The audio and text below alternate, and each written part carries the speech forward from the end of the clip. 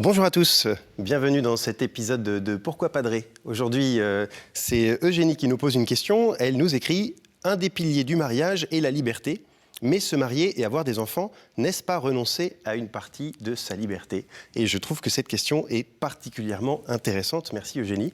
En effet, nous sommes dans un monde où il y a un certain idéal de liberté individuelle qu'on voudrait parfois voir illimité. Et on se rend compte que se marier, c'est prendre un engagement. Se marier, c'est s'engager à prendre soin de l'autre. Et puis parfois, ça a comme belle conséquence d'avoir des enfants. Et quand on a des enfants, même légalement, on en est responsable. Et donc, notre liberté semble être réduite. Alors, pourquoi, dit-on, et vous l'avez peut-être entendu si vous vous êtes préparé au mariage avec les catholiques, que la liberté, c'est un fondamental du mariage. On dit parfois même un pilier du mariage. Alors, Eugénie, je crois qu'il faut distinguer deux types de liberté. Et c'est là que nous allons pouvoir comprendre ce que cela signifie. Il y a la liberté de pouvoir choisir, la liberté qui s'appelle peut-être plus facilement le libre arbitre, qui fait qu'on a le choix entre différentes possibilités et que nous gardons ce choix. Donc tant qu'on n'a pas choisi, on est libre.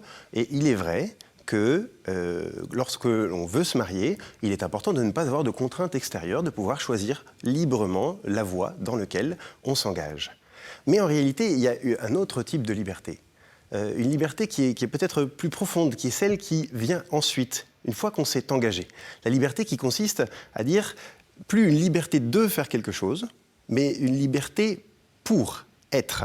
C'est-à-dire qu'à partir du moment où je me suis engagé, eh bien, ma liberté va s'exprimer dans le fait que je voudrais pouvoir vivre ce que j'ai au fond de moi, comme grand désir. Et ma véritable liberté sera alors de pouvoir accomplir ce grand désir. Et par exemple, si ma véritable liberté s'exprime dans le fait de devenir parent, eh bien, le grand désir, ce sera d'être de bons parents, de choisir le bien pour mes enfants, de choisir le bien pour mon conjoint, etc. Pas de faire ce que je veux quand je le veux. C'est une autre liberté, c'est plus une liberté de faire ce que je veux, mais la liberté pour être la personne que je souhaite être. Et vous voyez alors que c'est une nouvelle manière de voir la liberté qui s'ouvre devant vous. Et le mariage fait ce passage-là.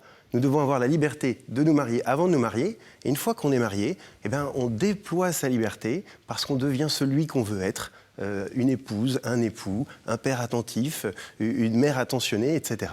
Et alors, vous voyez bien que la liberté prend une nouvelle dimension qui est encore plus belle, puisque c'est une liberté qui nous permet d'être plus nous-mêmes. C'est ça la vraie liberté, c'est celle de pouvoir choisir ce qui est vraiment bon pour nous, pour notre monde, avec le Seigneur.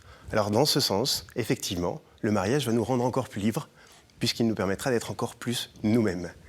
Merci Eugénie d'avoir posé cette question, extrêmement intéressante. Si vous aussi, vous avez des questions que vous portez, vous pouvez les envoyer à l'adresse pourquoipadré@ktotv.com.